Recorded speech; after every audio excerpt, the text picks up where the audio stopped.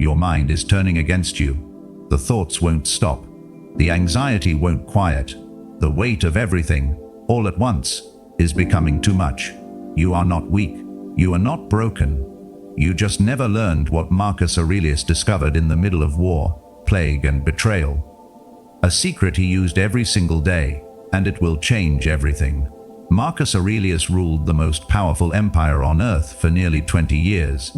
During that time, he faced 2 decades of war, a plague that killed 5 million people, political betrayal from people he trusted, the death of multiple children, and through all of it, he never lost himself, not because he was invincible, because he had a secret, a daily practice so precise, so powerful, that it kept his mind intact when everything around him was falling apart.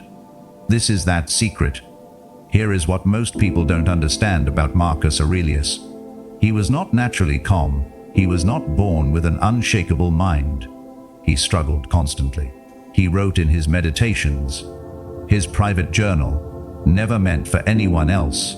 When you wake up in the morning, tell yourself the people I deal with today will be meddling, ungrateful, arrogant, dishonest, jealous, and surly. This is not the writing of a man who finds people easy. This is the writing of a man who finds people difficult and has a precise strategy for dealing with that difficulty. Think about your own mornings. You wake up already behind, already anxious, already carrying the weight of yesterday and the dread of today. Marcus woke up the same way. The difference is not that his mornings were easier. The difference is what he did in those first moments. Before the generals, before the senators, before the empire demanded everything he had, he did something small, quiet, precise, and it changed everything that followed. The secret Marcus Aurelius used to never lose his mind was not a technique. It was not a breathing exercise, not a meditation retreat, not a productivity system. It was a question. Ask every morning, without exception, what kind of person do I intend to be today? Not what do I need to accomplish, not what problems do I need to solve, not what do others expect of me. Who do I intend to be? This distinction is everything.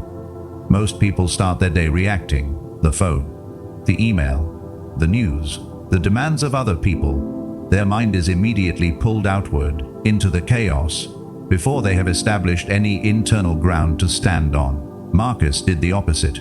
Before anything external reached him, he established who he was, not who the empire needed him to be, not who the senators expected him to be, not who his generals demanded him to be, who he chose to be. And here is why this works.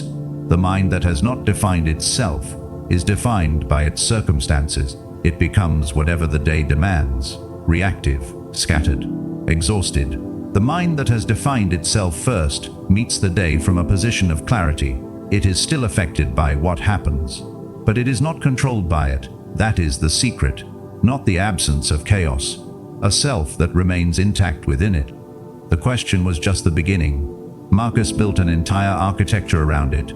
3 parts every single morning. Part 1. Define the person. He reminded himself, in writing, of the values he intended to embody that day: patience, justice, courage, honesty, not as abstract ideals, as active intentions. I will be patient when provoked today. I will be honest even when it is uncomfortable. I will act with courage even when I am afraid. Part 2. Anticipate the difficulty. He did not pretend the day would be easy. He anticipated specifically where it would be hard. The difficult senator he would face, the decision with no good outcome, the moment his patience would be tested. By anticipating difficulty, he removed the power of surprise. The mind that has already imagined the hard moment is not shattered by it when it arrives. It simply responds. Part 3. Connect to something larger. Marcus regularly reminded himself of his place in the vast sweep of history. He was not the first emperor. He would not be the last. His problems, enormous as they felt, were shared by every human being who had ever lived. This was not resignation. This was perspective, the most powerful tool available to a mind under pressure. Here is what this practice protected Marcus Aurelius from. The things that destroy most people's minds: anger. When senators provoked him, and they did, constantly. He had already decided that morning who he intended to be in moments of provocation. The anger arrived. But it met a man who had already chosen his response: anxiety. When the plague spread and he could not stop it, he had already reminded himself that mourning of what was and was not within his control. The anxiety arrived, but it met a man who had already separated what was his to carry from what was not. Despair. When his children died, and several did, he had already connected himself that morning to something larger than his own grief. The despair arrived, but it met a man who had already remembered that loss is part of being human, not a sign that he was being punished. This is what the practice built: not invulnerability, a mind that could be moved without being destroyed. The morning practice was only half of the secret. Every evening, before sleep, Marcus returned to his journal and asked 3 questions. Where did I lose myself today? Not to punish himself, to learn. He wanted to know precisely where his intentions and his actions had diverged, where patience became irritation, where courage became avoidance, where honesty became convenient silence. What triggered the loss? He looked for patterns. The same senator always provoked him. The same type of decision always caused anxiety. The same kind of loss always threatened despair.